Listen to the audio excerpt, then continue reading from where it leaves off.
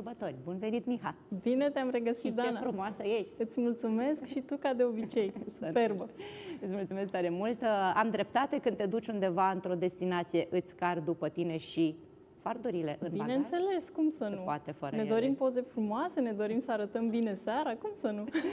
Ei, uite, vrem să dăm așa împreună cu tine niște sfaturi telespectatoarelor care sunt probabil indecise, se gândesc, mai cu ce mă îmbrac, trebuie să-mi asortez machiajul la rochie și așa mai departe. Eu zic că putem să povestim așa, pendelete și ne dai tu așa niște ponturi, da, cum să fim frumoase.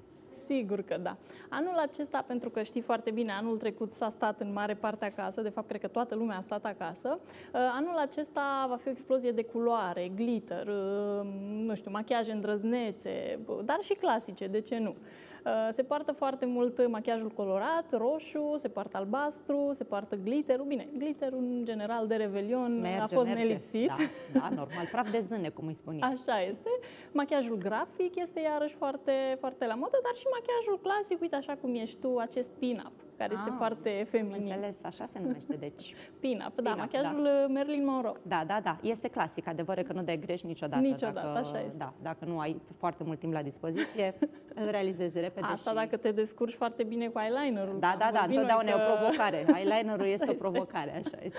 Am pregătit și niște imagini și vreau să ne povestești așa despre fiecare în parte. Uite acest machiaj foarte, foarte frumos. Acesta este un machiaj clasic, după cum ai văzut, eyelinerul este nelipsit, avem acolo și un fard care este ceva mai lucios.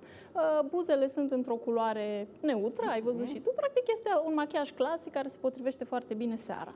Bun, deci avem așa, hai să dăm așa câteva idei de stiluri de machiaj. Acest machiaj despre care tu mai machiaj clasic, da, de seară. Avem acest pin-up, cum ești tu. Cu codițe, cu codițe, cu ruj roșu. Ruj roșu musai trebuie să existe. Normal. Nu am rochița ca la Marilyn Monroe, dar se face în noaptea de Revelion, ne găsim una.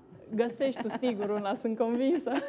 Așa, și putem să intervenim pe pleapă cu machiaj sidefat, de exemplu? Sigur că da. Seara întotdeauna nu este o problemă machiajul sidefat. Trebuie să avem însă grijă cum îl echilibrăm. Practic ar trebui cumva să nu fie totul foarte sidefat pe față. Peste tot. Peste tot, exact. Trebuie să ne alegem fie pleoape, fie buze, fie pomeți, dacă ne dorim ceva mai... Deci ca să nu arătăm ca un glob de Crăciun. Exact. Da? Echilibru este cheia. Așa, ce mai avem? Ar mai fi clasicul Smokey Eyes. Da. Ar mai fi acest machiaj nude pe care îl vedem aici. Acest machiaj clasic, uite cum cam și tu. Da, da, da. Ar mai fi acest machiaj care este nude și accentul este doar pe buze, cu ruj roșu sau roșu, bordeaux, în zona asta, ceva care atrage atenția foarte tare. Ar mai fi roșu, cum spuneam, se poartă foarte mult hai să te întreb roșu. apropo de acest machiaj, pentru că îmi place foarte mult și am văzut multe domnișoare care îndrăznesc și poartă acest roșu pe pleoape. Cu ce îl asortăm, de exemplu, având în vedere ținuta? Cu ce putem să-l purtăm? Roșu, într-adevăr, este o culoare foarte îndrăzneață.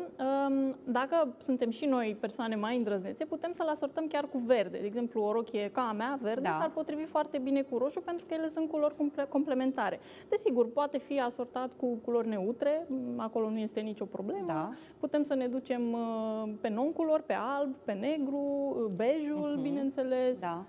Acum depinde cât de îndrăznețe suntem. Da. Asta este, da. Dar depinde, cum spuneam, trebuie să ținem cont și de intensitatea culorii. Dacă, spre exemplu, avem o culoare foarte tare pe ochi, un roșu aprins, verdele, să spunem, cu care vrem să combinăm, să fie puțin diferit. Ori mai închis, ori mai deschis. Adică să nu aibă aceeași intensitate de culoare.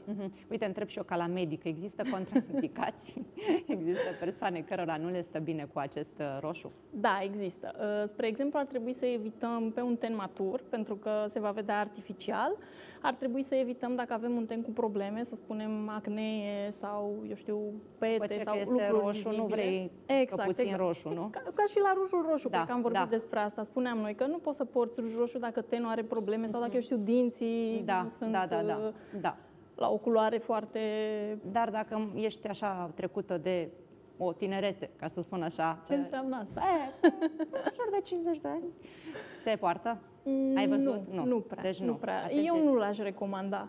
Eu cred că este prea mult. Prea mult, da, spuneam noi că la tenul matur ar trebui să mergem așa pe machiaje mai clasice, pe culori mai neutre, pentru că nu vrem să evidențiem niște lucruri pe care de fapt vrem să le ascundem. Cred că mai contează și nuanța pielii. Mă gândesc că cineva care are un ten mai închis, să zicem un creol așa, i-ar veni foarte bine. Eu tot timpul am spus că rujul roșu sau culoarea roșie este pentru brunete în general.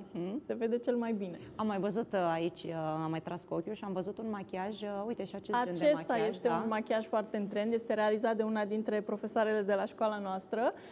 Da, se poartă foarte mult acest stil cu glitterul cumva sau pietricele sau strasuri, whatever, cumva pe linia pliului. Se poate folosi și cu glitter, cumva să-l împrăștiem ceva mai mult, să facem așa ca un fel de umbră și este foarte, foarte, foarte pe trend anul acesta. Deci, dacă ar fi să facem așa o mică, un rezumat, da? O concluzie, zic așa, să îndrăznim, clar, să ne armonizăm, da, nuanțele între ele, da, machiaj, păr și așa mai departe, și să avem curaj, să avem atitudine în noaptea de Revelion. Asta spun și eu. Consider că noaptea de Revelion este practic singura dată din an când putem să îndrăznim paiete, glitter, culori intense și de ce nu? Așa este. Îți mulțumesc tare mult, Mihaela, îți doresc un Crăciun fericit, sărbători pe măsură, în tihnă, liniștite, frumoase și să ne vedem și în 2022. Tot aici cu sfaturi. Îți mulțumesc, la fel îți doresc și ție. Mulțumim tare mult!